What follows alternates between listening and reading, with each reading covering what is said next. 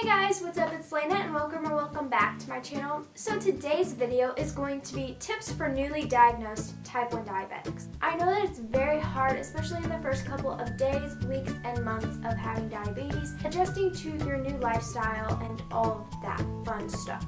Especially carb counting, low blood sugars, high blood sugars, and just managing your diabetes overall. That's why I'm here to make your life a little bit easier. So let's go ahead and get started.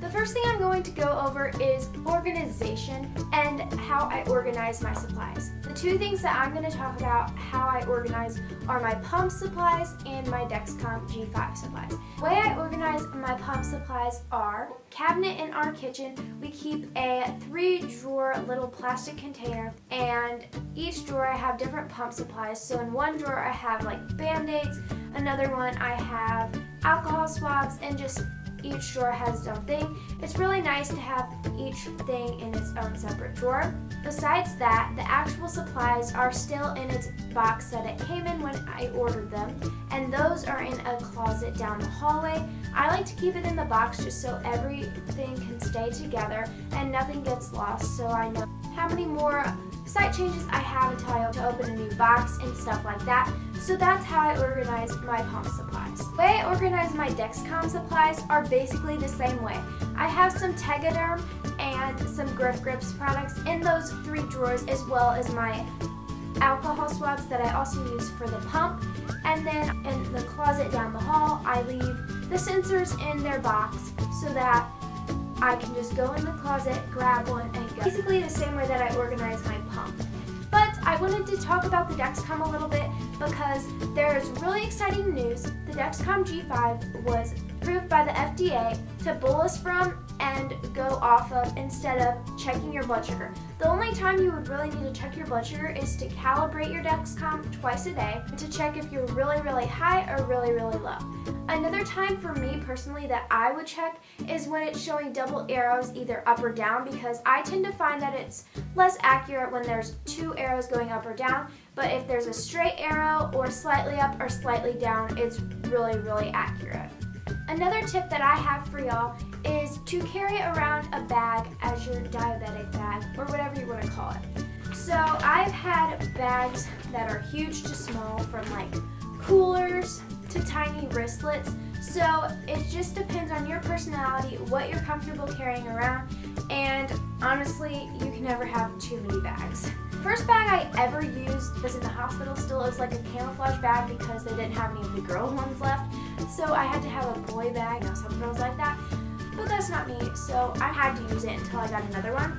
So the first real bag I had was this cooler from 31. And I will have these linked down below if they still have them. So it has this crossbody strap, which is really nice, so you don't have to use your hands, or you can use these handles. And this just has one big pocket. There's really like a big cooler or lunchbox. Then there's a little pocket right here. There's another pocket, and I just got my name on it. So you can put whatever you want in here. This would be great probably if you go low a lot and you need tons and tons of snacks, or you're going to be going somewhere and you need to put your lunch in here and all your diabetic supplies, and you're going to be changing your pump. This is a great bag if you're staying somewhere for a longer time. Personally, I used this when I was at school, and I realized that it was just like really big and bulky for what I was using it, but it's really nice to have in case you're going somewhere for a long time. Second bag I had was this backpack, and I'm pretty sure I got it from Kohl's. It just looks like this. This is huge, It's actually Mud.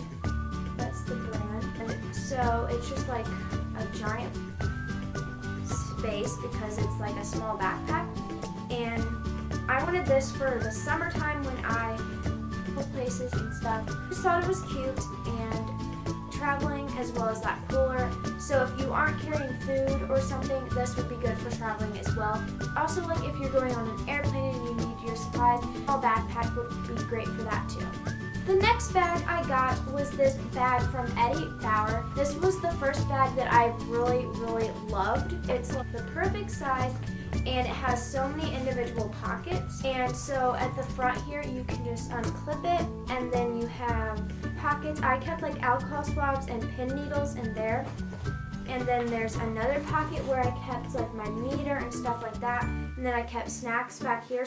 And then back here I would put my phone, tissues, and my Dexcom receiver. So this bag has tons of pockets and you can unzip the one that you need at that time. So if you need a snack, you know which pocket individually you need to go to. I think there are a couple colors for this. So I will also have this bag linked down below in the description box. Next we have this little wristlet. And I really love this just because I can carry the necessities that I absolutely need to travel with.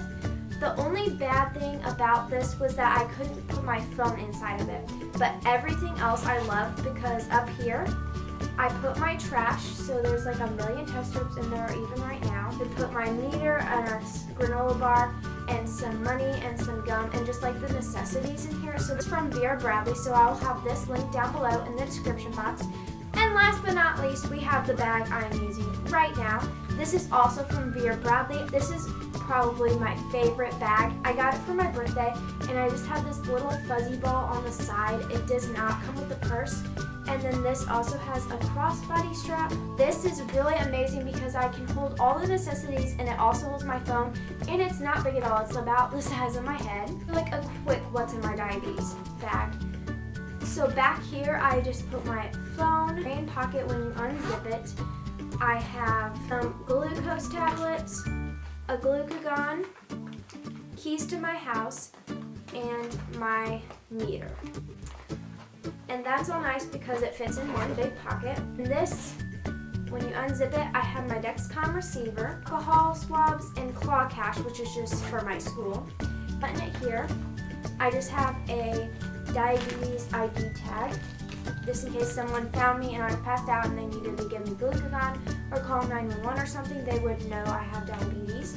I have some Twix, gum, and granola bars in this pocket, so that's just like food.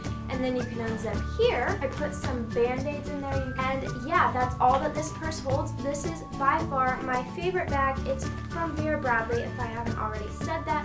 So I will have this link down below in the description box as well.